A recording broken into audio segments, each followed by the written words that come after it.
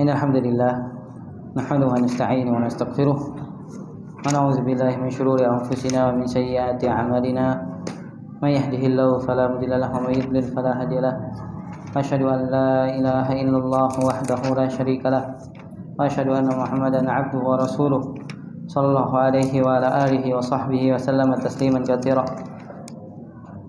Ya ayyuhalladzina amanu taqullaha haqqa tuqatih wa la tamutunna illa wa antum muslimun.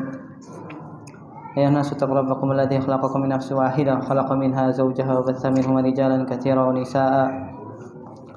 Taqullaha alladzi tasaaluna bihi 'alal arham innallaha kana 'alaykum raqiba. Ya ayyuhalladzina amanu taqullaha wa qulu qawlan sadida yuslih lakum a'malakum wa yaghfir lakum dhunubakum. Wa may yuti'illaha wa rasulahu faqad faza fawzan 'azima. Amma ba'd.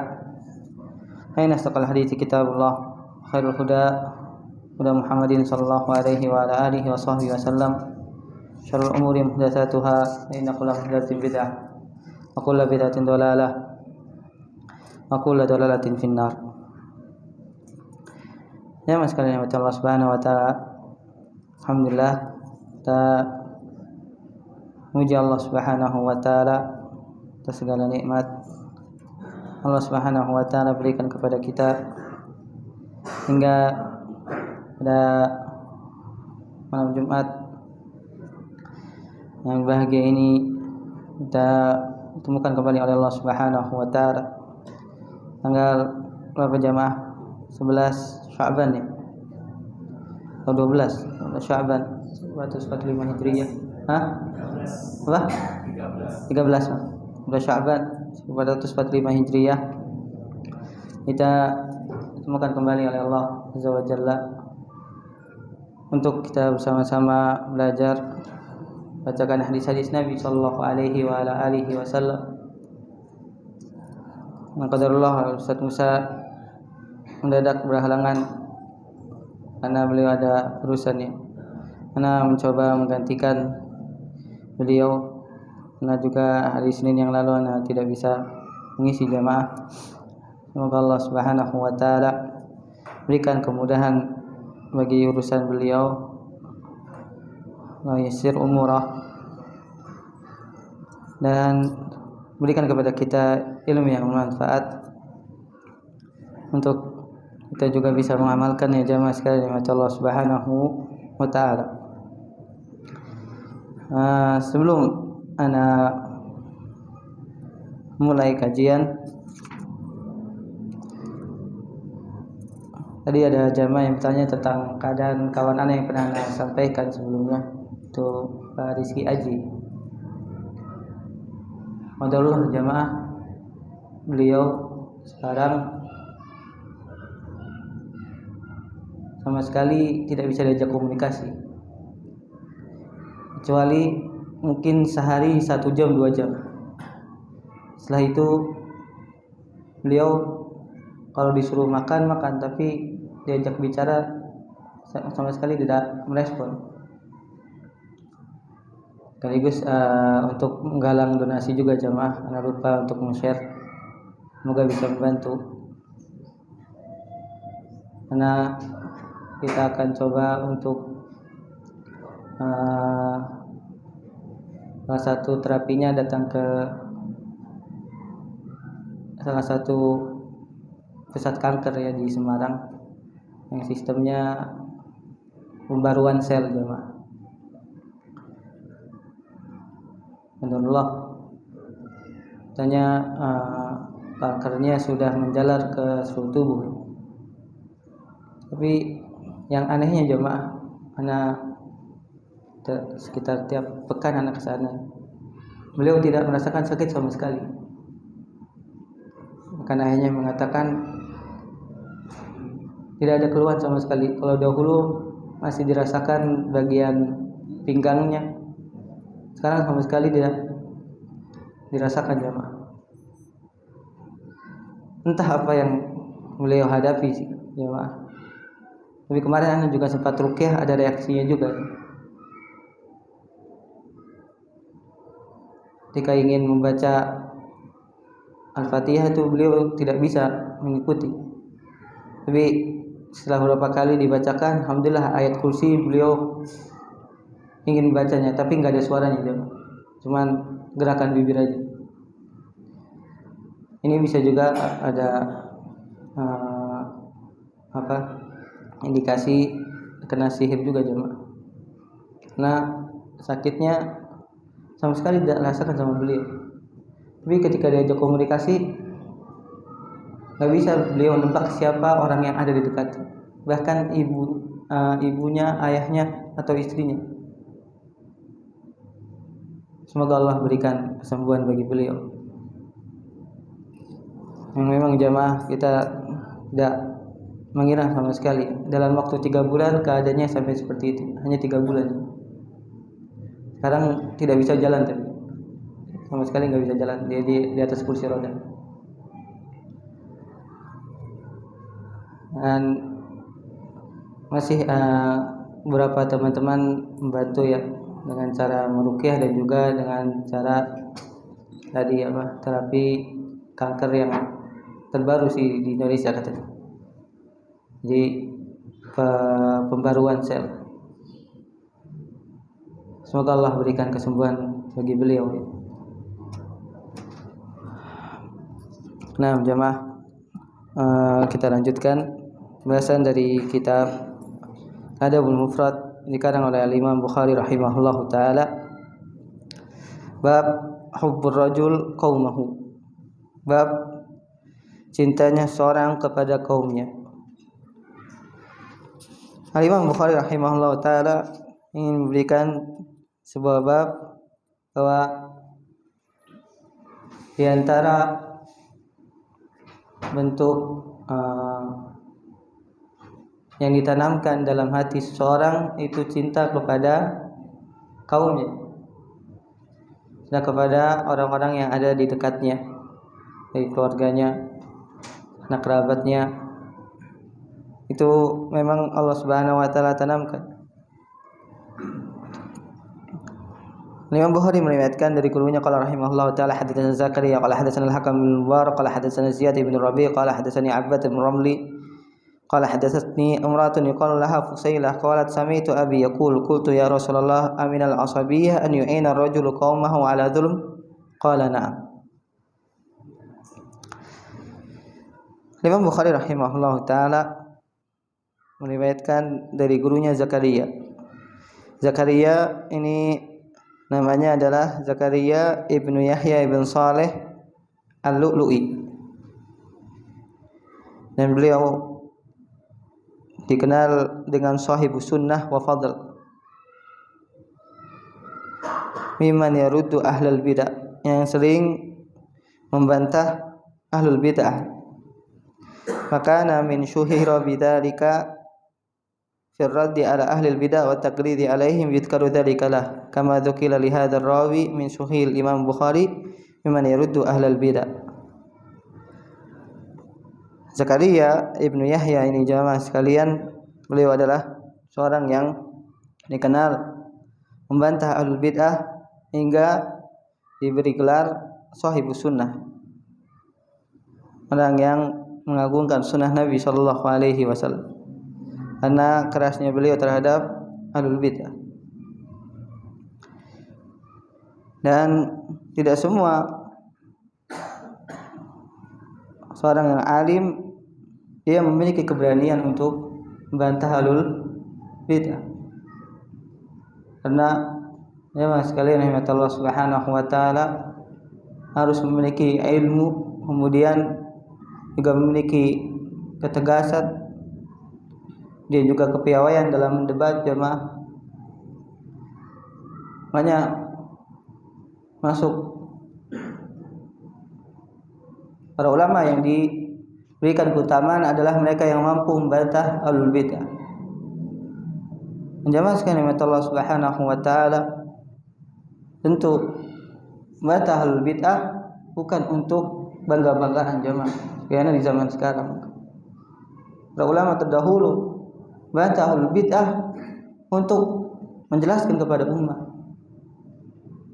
jelaskan kepada kaum muslimin bahwa bid'ah adalah perbuatan yang merusak agama, yang mengatakan begini Nabi Muhammad sallallahu alaihi wasallam, iyyakum wa muhdatsatil umur fa inna kullu muhdatsatin bid'ah wa kullu bid'atin dhalal. Hadisnya sahih diriwayatkan oleh Imam Abu Daud, Imam Tirmidzi, Imam Nasai, Imam Majah. Hati-hatilah kalian dari perkara-perkara yang baru. Perkara-perkara yang baru itu adalah bid'ah. Perkara yang baru adalah bid'ah. Wajib bagi seorang alim yang dia memiliki kemampuan takapan dalam ilmunya, kemudian dalam pemahamannya terhadap nas Al-Quran dan sunnah Nabi SAW untuk membantah ahlul bid'ah, agar kaum muslimin tidak terjerumus ke dalam kebid'ahan. Jamaah sekalian yang Allah Subhanahu wa ta'ala. Makanya beliau diberi gelar sahibus sunnah. Beliau sangat dekat dengan sunnah, mengagungkan sunnah Nabi SAW, dan beliau diantara ulama yang membantah alul bid'ah, memiliki keutamaan tersendiri. Jamaah sekalian yang Allah Subhanahu wa ta'ala. Kemudian dari Al-Hakam bin Mubarak, dari Ziyad ibn Rabi, dari Abbad Ar-Ramli. Nah, Abbad Ar-Ramli ini perhatikan jamaah, beliau dikatakan oleh para ulama sebagai perawi yang dhaif, yang lemah. Kemudian dikatakan oleh Imam Bukhari juga dalam kitab beliau Tarikhul Kabir. Itu juga perawi istilahnya imra'atun yuqalu laha Fusailah. Dan Fusailah ini majhulah, tidak diketahui keadaannya dalam meriwayatkan hadis. La tu'raf wa hiya illatun ukhra, kata Syekh Sayyid Ruslan hafizallahu taala. Ini juga cacat yang kedua yang membuat hadis ini wallahu taala alam adalah hadis yang dhaif jemaah. Hadis yang dhaif. Hadisnya juga didhaifkan oleh Syekh Albani rahimahullahu ta'ala. Kita coba baca hadisnya jamaah. Sami'tu abi, bapakku mendengar bahwasanya beliau berkata kepada Nabi sallallahu alaihi wasallam, dan bapaknya juga salah seorang sahabat ya. Tapi kalau seorang sahabat tidak dikenal, tidak apa-apa jemaah. Dalam kataan para ulama, jahalatu sahabah la yadur. Tidak tahuan siapa sahabat yang bertemu dengan Nabi SAW kemudian berbicara dengan Nabi SAW, maka tidak mempengaruhi hadis, karena para sahabat semuanya udul, semuanya adil, diterima seluruh riwayatnya para sahabat Rasulullah sallallahu alaihi wasallam. Kan tapi kita tahu ilatnya bukan di sahabat ini, tapi di dua sanad sebelumnya, di Fusailah dan juga Abbad Ar-Ramli. Maka hadisnya menjadi dhaif. Aku bertanya kepada Nabi SAW, apakah termasuk ashabiyah? Seorang laki-laki membantu kaumnya terhadap perbuatan zalim. Maka Nabi SAW menjawab iya. Apa makna ashabiyah jamaah? Ashabiyah artinya fanatisme. Fanatisme jamaah sekalian bahkan sesuatu yang terlarang. Apalagi di sini disebutkan membantu kaumnya dalam melakukan kezaliman. Imam Bukhari menyebutkan riwayat ini ingin menjelaskan jamaah sekalian, pada asalnya seorang laki-laki yang cinta kepada kaumnya, cinta kepada garis keturunannya misalnya, atau kepada baninya, kepada kabilahnya. Itu pada asalnya apa? Cintaan yang telah ditanamkan sejak awal. Tapi yang membuat itu tercela adalah ketika seorang tersebut membantu kaumnya, membela kaumnya, ternyata kaumnya melakukan kezaliman. Itu yang tercela ya. Walaupun hadis ini dhaif, tapi Imam Bukhari rahimahullahu taala ingin menegaskan kepada kita semua jamaah sekalian bahwasanya tidak boleh seorang karena cintanya kepada kaumnya, cinta kepada kabilahnya, cinta kepada daerahnya, tanah kelahirannya, hingga membantu kaumnya dalam melakukan kezaliman. Di sini kita bisa mengambil pelajaran jamaah sekalian bahwasanya hubbul qaum ala hasabi ma huwa mafhumun min hadzal mantuq la yu'addu min al-asabiyyah idza kana fi i'anatin ala khairin aw min ajli tahsilin haq. Cintai kabilahnya, kaumnya, apa yang terdapat dalam hadis ini tidak termasuk dalam fanatisme. Idza kana fi i'anatin ala khairin, jika seandainya dalam rangka melakukan atau bekerjasama dalam kebaikan. Au min ajli tahsili haq, atau ingin mendapatkan hak. Ini tidak termasuk fanatis.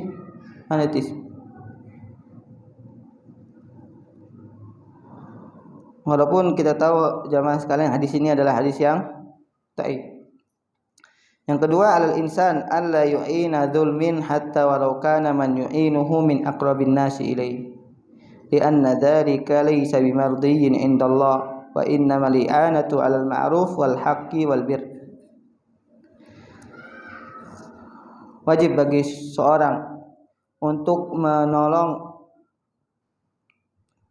orang-orang yang terzalimi dan juga melarang dari membantu orang yang menzalimi,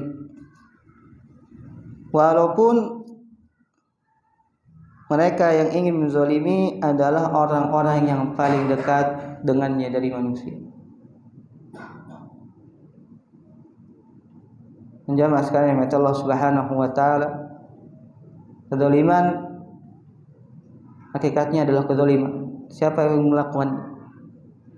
Mau itu orang yang terdekat, mau itu orang yang paling berjasa kepada kita jemaah, atau bahkan mungkin orang yang memiliki kedudukan jemaah. Kezaliman tetap kezaliman, tidak boleh kita membantu kezaliman.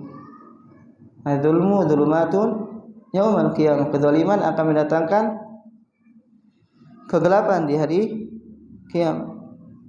Nanti tidak boleh seorang karena cintanya kepada kaumnya dia membiarkan kezaliman terjadi, atau bahkan membantu jamaah karena kecintaan kepada kaumnya. Itu tidak boleh. Dan merupakan bentuk keadilan adalah melarang, menghalangi orang-orang yang ingin berbuat zalim agar tidak melakukan kezaliman. Bukankah Nabi SAW pernah bersabda, unsur akhaka zaliman aw madzluma, tolonglah saudaramu yang zalim dan juga yang terzalim. Faqala sahabah hadza akhi ansuruhu madzluman fa kaifa ansuruhu zaliman. Para sahabat bertanya, ya Rasulullah, ini saudaraku, aku membantunya karena dia terzalimi. Bagaimana kalau aku membantu orang yang menzalimi? Maka Nabi SAW taqufuhu an zulmihi fadzalika nasruka iyyah. Dan Nabi SAW, engkau larang dia, engkau halangi dia dari melakukan kezaliman, maka itu bentuk pertolongan engkau kepadanya. Itu bentuk pertolongan engkau kepadanya. Wala yajri syana'anu qaumin ala alla ta'dil wala yajri man nakum syana'anu qaumin ala alla ta'dil. Dalam surat Al-Maidah. Aidilu huwa aqrabu littaqwa. Allah Subhanahu wa taala berfirman, dan janganlah seorang ketika menganggap buruk suatu kaum hingga akhirnya dia tidak berbuat adil, tidak suka kepada sebuah kaum hingga dia berbuat zalim. Karena terjadi perselisihan antara fulan atau antara kelompok fulan hingga akhirnya dia tidak berlaku adil. Adilu, Allah Subhanahu wa taala perintah berlaku adil. Karena apa? Keadilan itu dekat dengan ketakwaan jamaah sekali. Dan ini yang paling sulit jamaah. Karena pada asalnya jamaah benar, seorang akan mencintai siapa? Orang-orang yang ada di dekatnya, akan membela orang-orang yang ada di dekatnya. Tapi seorang muslim, seorang yang bertakwa kepada Allah, jika dia melihat kezaliman jamaah, maka dia tidak pandang bulu jamaah. Selama apa yang dilihat itu kezaliman, entah keluarganya atau orang yang dia cintai, orang yang terdekat dengannya, orang yang berjasa kepadanya, kalau dia telah berbuat zalim, maka dia harus berbuat adil. Jangan biarkan kezaliman tersebar. Dan itu yang harus kita perhatikan jamaah sekalian rahmat Allah Subhanahu wa taala. Bahkan Anda ingat perkataannya Syekhul Islam Ibnu Taimiyah rahimahullah taala tentang keutamaan akhlak akhlak adil dan juga jauhnya kezaliman. Allah Subhanahu wa taala akan meninggikan kedudukan negeri yang kafir karena keadilan, dan Allah Subhanahu wa taala akan menghinakan negeri muslim karena kezaliman yang mereka lakukan.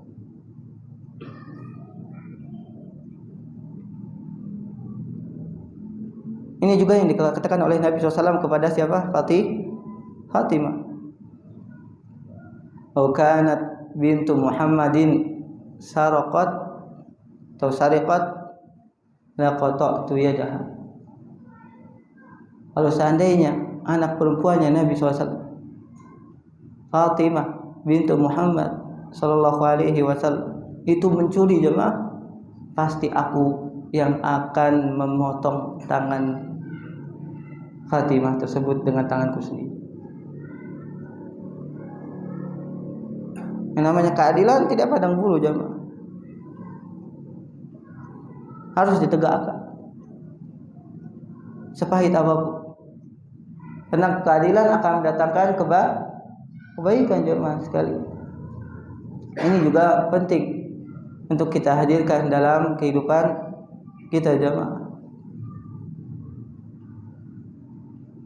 Dan sebelum kita meminta kepada Allah Subhanahu wa taala keadilan untuk pemimpin kita, maka kita coba terapkan jemaah keadilan dalam kehidupan kita, dalam orang-orang terdekat kita jemaah. Dan sering Anda sampaikan bagaimana ini sebuah sunatullah jemaah. Kalau kita ingin mendapatkan pemimpin yang adil, maka kita juga harus terapkan keadilan dalam kehidupan kita. Paham jemaah? Kalau kita ingin pemimpin yang adil, pemimpin yang tidak menzalimi, maka kita juga berusaha menjadi pribadi yang adil jemaah dan tidak menzalimi. Karena pemimpin adalah cerminan rakyat. Jangan kita menuntut orang terlebih dahulu jemaah. Tapi coba kita tuntut diri kita untuk menjadi pribadi yang adil, yang tidak melakukan kezaliman, sebelum kita menuntut orang lain untuk melakukan keadilan. Apa yang kita saksikan ini mungkin merupakan sebuah apa jemaah? Balasan dari Allah Subhanahu wa taala. Kita harus koreksi diri kita dulu sebelum koreksi orang lain. Agar Allah Subhanahu wa taala memberikan perubahan dalam kehidupan kita jamaah sekalian rahmat Allah Subhanahu wa taala, dan juga mudah-mudahan bagi pemimpin kita nanti insyaallah taala. Baik, untuk beberapa faedah yang kita bisa ambil jamaah dari hadis tersebut. Kita baca bab selanjutnya, kata Imam Bukhari rahimahullah taala, babu hijratur rajul. Imam Bukhari rahimahullah taala meriwayatkan dari gurunya, hadatsana Abdullah bin Shalih qala hadatsani Laits qala hadatsani Abdurrahman ibn Khalid an Ibn Shihab an Auf ibn al-Harith bin Tufail wa huwa ibnu akhi Aisyah li ummiha anna Aisyah radhiyallahu anha huddithat anna Abdullah bin Zubair qala fi bai'in aw ata'athu Aisyah wallahi la tantahiyanna Aisyah aw la ahjuranna 'alayha faqalat ahuwa qala hadha qalu na'am qalat Aisyah huwa lillahi nadrun ala ukallima ibn Zubair kalimatan abada fastashfa'a ibn Zubair bil muhajirin hina talat hijratuha iyyah faqalat Allah la ushaffi'u fihi ahadan abada wala atahannithu ila nadri alladhi nadartu abada falamma tala ala ibn Zubair kallama al-Miswar ibn al-Makhrama wa Abdurrahman ibn al-Aswad ibn Abdi Yaguth ahuma min bani Zuhra faqala lahuma anshudukuma billah illa adkhaltumani ala Aisyah fa innaha la yahillu laha an tanzira qati'ati fa aqbala bihil Miswar wa Abdurrahman mustamilaini alaihi bi ardiyatihima hatta ista'dana ala Aisyah faqala assalamu alayki wa rahmatullahi wa barakatuh an adkhul faqalat Aisyah udkhulu qala kulluna ya ummul mu'minin qalat na'am udkhulu kullukum ولا تعلم عائشة أن معهما ابن الزبير فلما دخلوا دخل ابن الزبير في الحجاب واعتنق عائشة وتفق يناشدها ويبكي وتفق المشوار وعبد الرحمن يناشدان عائشة إلا كلمته وقبلت منه ويقولان قد علمت أن رسول الله صلى الله عليه وسلم نهى أما قد علمت من الهجرة وأنه لا يحل للرجل أن يهجر أخاه فوق ثلاث ليال قال فلما أكثر على عائشة من التذكير والتحريج تفقت تذكرهما وتبكي وتقول إني قد نذرت والنذر شديد فلم يزال بها حتى كلمت ابن زبير وأعتقد في نذرها 40 رقبة وكانت تذكر بعدما أعتقت 40 رقبة فتبكي حتى تبل دموعها خمارها. Imam Al-Bukhari rahimahullah ta'ala memberikan bab hijratur rajul, bab tentang menghajar seseorang. Apa itu hajar jamaah? Al-hajar artinya al-hajar acar, meninggalkan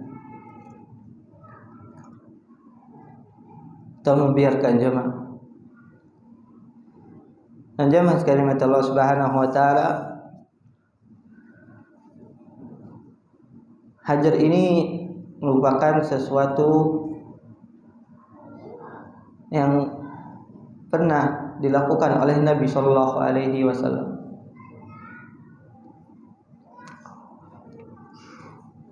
Dan Nabi SAW juga membolehkan. Akan tapi jamaah kata Nabi SAW, la tahjur akhaka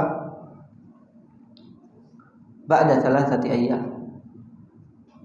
Nabi SAW membolehkan untuk menghajar seorang, meninggalkan seorang, untuk tidak berbicara, untuk tidak menjawab bahkan salam jamaah. Tapi Nabi SAW memberikan batasan 3 hari. Berapa hari? 3 hari saja. Kecuali dalam masalah agama. Dalilnya apa jamaah? Kisahnya siapa? Ka'ab bin Malik. Berapa lama Ka'ab bin Malik dan 2 sahabat yang lain yang dihajar Nabi SAW? 50 hari jemaah. Tapi dalam masalah dunia jemaah tidak halal menghajar seorang muslim lebih dari 3 hari. Jadi sekali lagi, hajar ini sesuatu yang disyariatkan. Dan hajar ini jamaah sekalian yang Allah Subhanahu wa taala dalam masalah dunia boleh, tapi hanya 3 hari. Setelahnya maka dianggap berdosa. Namun kalau masalah agama jamaah maka boleh lebih dari 3 hari. Tapi tentu jamaah sekalian ada kaidah yang penting. Karena dikatakan oleh Syekhul Islam Ibnu Taimiyah rahimahullahu taala, hajar ini seperti obat yang paling terakhir. Dalam sebuah pengobatan, bagaimana seorang dokter akhirnya mengamputasi pasien. Paham gak jemaah? Ada dokter yang datang pasien kepadanya, tiba-tiba langsung ada penyakit di kakinya, langsung diamputasi jemaah. Ada nggak tuh? Kayak dokter itu nggak akan laku, benar nggak jemaah? Pasti amputasi itu adalah jalan terakhir setelah semua treatment dilakukan. Paham di sini jemaah? Kita boleh melakukan hajar sebagaimana Syekhul Islam Taimiyah, tapi sebelumnya harus dilakukan treatment terlebih dahulu. Ini dalam masalah agama. Sebagaimana seorang dokter dia mengamputasi pasiennya karena tidak ada lagi jalan kecuali harus mengamputasi. Hanya perkara hajar ini berat bagi seorang muslim. Sebagaimana dirasakan oleh siapa? Ka'ab bin Malik jamaah, bayangkan 50 hari enggak ada yang ngajak bicara jemaah. Seolah-olah dia mayat hidup, benar enggak? Sampai salam mereka enggak ada yang jawab.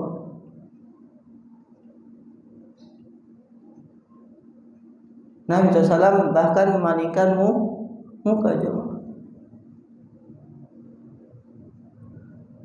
Dan jemaah sekalian Allah Subhanahu wa taala, dan juga ketika melakukannya ini juga harus memiliki dugaan untuk memberikan manfaatnya.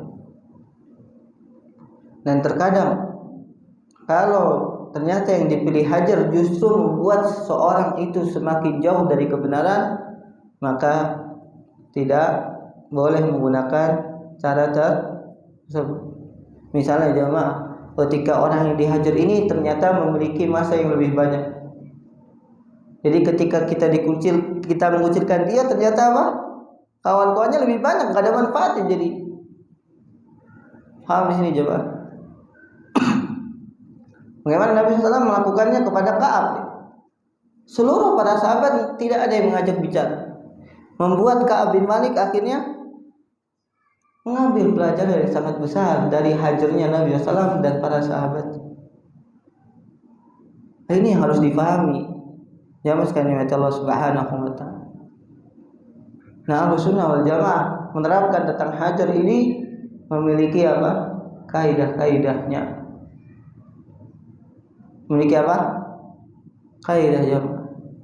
Bukan tiba-tiba tidak sesuai dengan Ahlussunnah wal Jamaah tiba-tiba langsung muhajir, tidak jemaah. Itu bukan merupakan Ahlussunnah wal Jamaah, caranya tidak. Harus memiliki apa? Treatment tertentu terlebih dahulu, langkah-langkah terlebih dahulu sebelum menghajar saudaranya, tentu dalam masalah agama. Paham di sini jemaah? Sebagaimana kita dapatkan di sini dalam hadis. Nah, di sini jamaah sekalian yang Allah Subhanahu wa taala, di sini diriwayatkan oleh Imam Bukhari dalam kitab sahihnya. Jadi hadisnya sahih. Ini kisah Aisyah radhiyallahu taala anha menghajar siapa? Abdullah bin Zubair. Abdullah bin Zubair apa hubungannya dengan Aisyah jamaah? Lebih tahu. Ahsan. Abdullah bin Zubair anaknya Zubair bin Awam. Ibunya siapa? Asma binti Abu Bakar. Berarti Aisyah bibinya siapa? Bibinya Abdullah bin Zubair. Pernah suatu hari Abdullah bin Zubair melakukan sebuah perdagangannya. Kemudian terjadi perselisihan. Ini dalam bab fikih jamaah. Nah, tapi saat itu namanya Abdullah bin Zubair, anak muda jamaah. Semangatnya mengumum, menganggap apa yang dikatakan Aisyah ini perkataan yang kurang tepat ya. Sampai mengatakan wallahi la tantahiyanna Aisyah aw la ahjuranna 'alaiha. Demi Allah, kalau Aisyah masih berpegang pendapat seperti itu dan dia tidak mau berhenti melakukannya, aku akan menghajarnya. Dilaporkan ke Aisyah bibinya. Maka kata Aisyah, apakah benar Abdullah bin Zubair mengatakan seperti itu? Maka orang-orang mengatakan iya. Maka balik Aisyah mengatakan, demi Allah, aku bernazar, aku tidak akan berbicara lagi dengan Ibnu Zubair satu kalimat pun selama-lamanya. Terus satu kata pun selama-lamanya. Gantian ketika mendengar Aisyah seperti itu, jawab Abdullah bin Zubair yang ketakutan. Bibinya udah gak mau bicara lagi, jawab. Maka Abdullah bin Zubair mencari syafaat ya kepada orang-orang muhajirin agar Aisyah membatalkan nazarnya untuk mau bicara lagi dengan siapa? Abdullah bin Zubair. Tapi enggak ada yang berhasil jawab. Insyaallah udah azan ya. Padahal muazin azan terlebih dahulu. Kita lanjutkan setelah azan.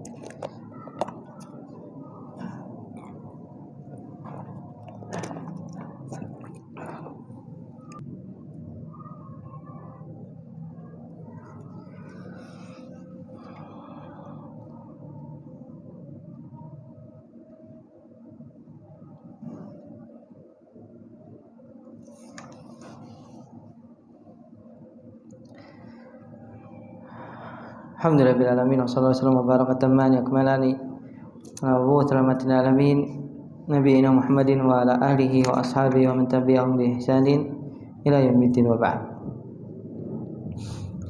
Ya mas kalimat Allah Subhanahu wa taala. Sini ada tambahan riwayat ya di kitab Sahih Bukhari. Karena Abdullah bin Zubair ahabbal bashari ila Aisyah ba'da Nabi. Sebutkan di sini Abdullah bin Zubair itu adalah orang yang paling dicintai Aisyah setelah Nabi SAW dan Abu Bakar. Bayangkan, Abdullah bin Zubair ternyata sangat dicintai oleh Aisyah radhiyallahu taala. Tapi saat itu Abdullah bin Zubair mungkin terlihat oleh Aisyah terlalu berlebihan kepada bibinya. Hingga benar-benar marah Aisyah radhiyallahu taala anha. Wa kana abarran nasi biha. Dan sebaliknya Abdullah bin Zubair radhiyallahu taala anhuma adalah seorang yang sangat berbakti kepada bibinya. Wa kanat Aisyah la tumsiku syai'an ja'ah min rizqillah tasaddaqat bihi.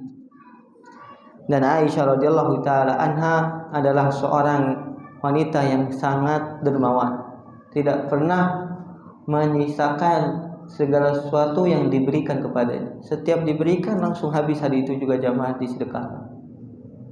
Setiap datang dari para khalifah untuk Aisyah, hari itu juga langsung habis dibagikan oleh Aisyah.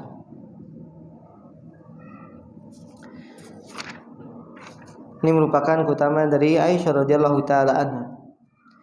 Namun karena Aisyah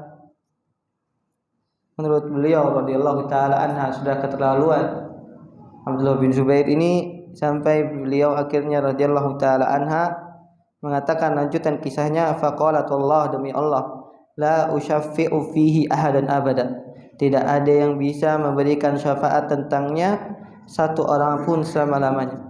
Wala atahannitsu ila nadri, dan aku tidak akan membatalkan nadarku yang telah aku nadarkan selama-lamanya.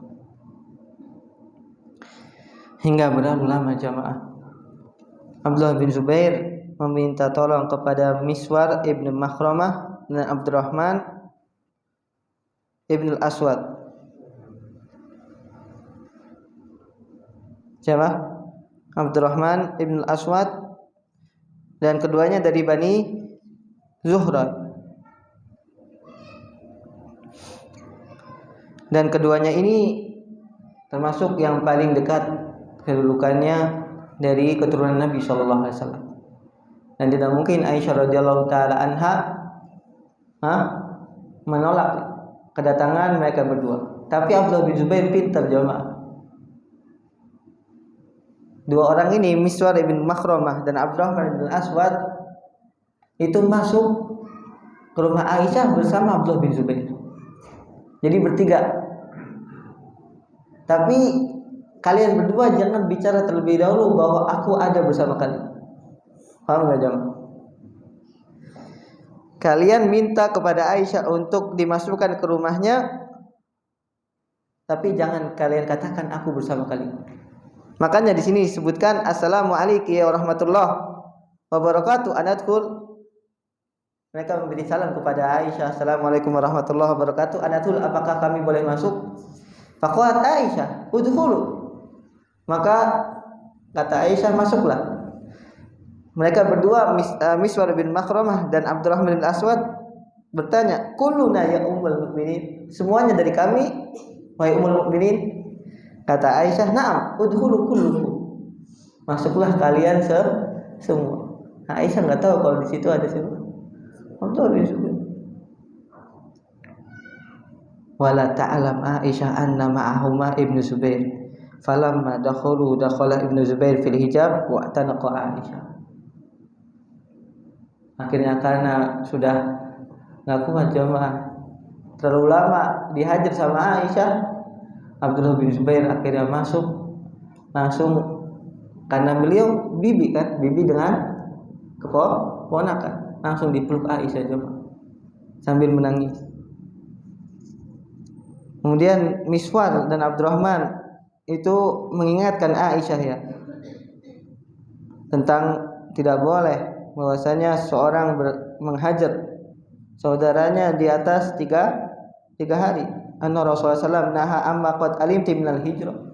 Bukankah engkau telah mengetahui ya bahwa Rasulullah SAW melarang dari menghajar saudaranya lebih dari 3 hari. Terus diulang-ulang. Falamma aktaru ala Aisyah min at-tadhkirah wa tahrij taufiqat tudakkiruhuma wa tabki. Ketika mendengar tersebut Aisyah akhirnya menangis jemaah.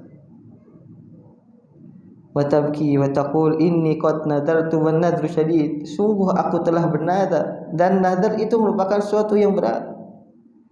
Falam yazala biha hatta kallamat Ibnu Zubair. Dia terus diingatkan jemaah, akhirnya berbicara lagi dengan Abdullah bin Zubair. Kemudian apa yang dilakukan Aisyah jemaah? Lihat bagaimana warok. Ketika akhirnya nadarnya itu dibatalkan jamaah, apa yang dilakukan Aisyah? A'taqat fi nadrihi 40 raqabah. Aisyah membeli 40 budak jamaah, semuanya dibebaskan untuk membatalkan nadarnya.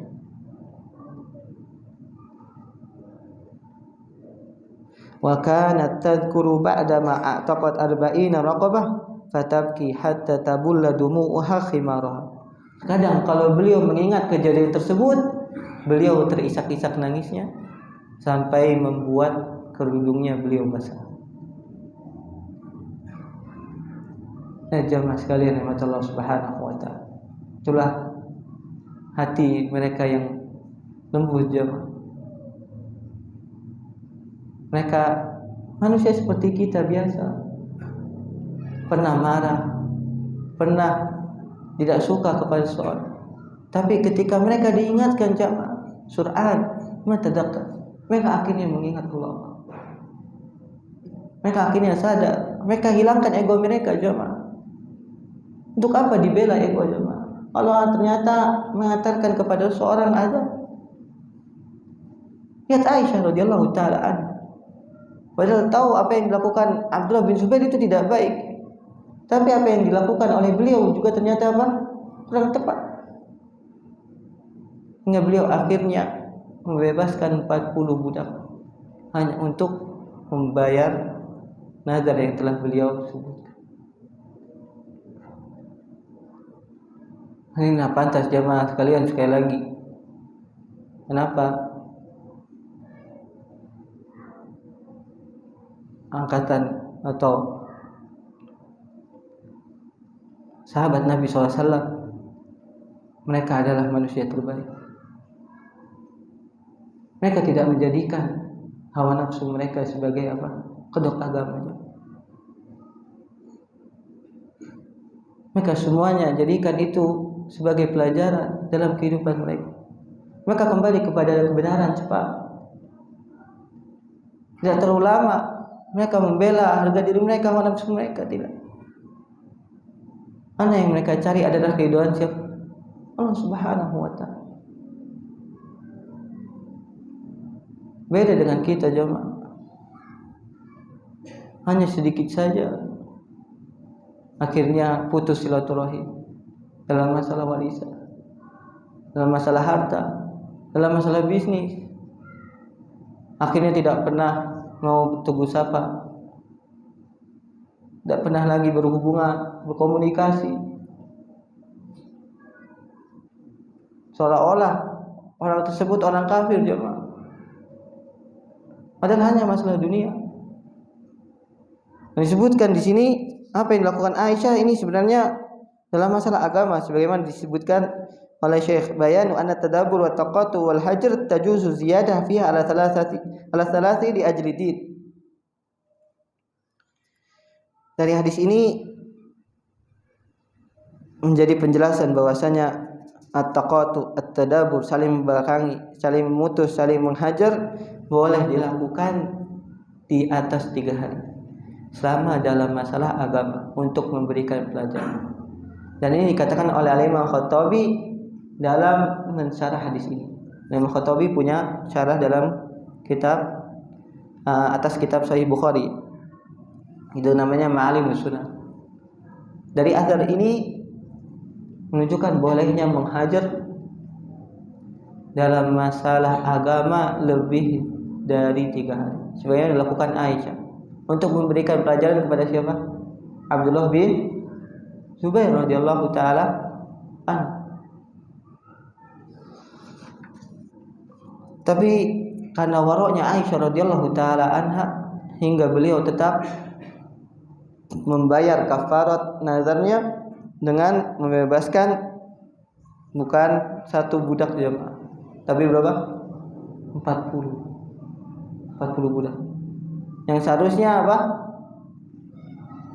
Al-hinsu fi an-nazar. Ketika seorang membatalkan nazarnya itu membebaskan cukup berapa jemaah? 1 cukup jemaah. Kalau seandainya ketika membatalkan ada sesuatu yang lebih baik atau nazar tersebut maksiat. Tapi Aisyah karena waroknya membebaskan 40 budak, dan setiap mengingat kejadian tersebut beliau menangis. Padahal apa yang dilakukan Aisyah itu diajlidi untuk memberikan pengajaran kepada Abdullah bin Zubair. Dan di sini juga kita mengambil pelajaran yang sangat penting jemaah sekalian rahmat Allah Subhanahu wa taala, bahwa zaman keemasan itu para sahabat Rasulullah SAW, mereka selalu berusaha untuk menjaga persatuan. Lihat Muhajirin semuanya membantu untuk agar Aisyah membatalkan nazar. Dan ini yang harusnya dilakukan agar kita benar-benar menjadi kuat jamaah dan tidak dipandang sebelah mata lagi oleh orang kufar karena kita hadallahu taala alam. Sallallahu alaihi wa sallam ala nabiyina Muhammadin wa ala alihi wasallam. Subhanakallahumma wa bihamdika asyhadu an la ilaha illa anta astaghfiruka wa atubu ilaik. Assalamualaikum warahmatullahi wabarakatuh.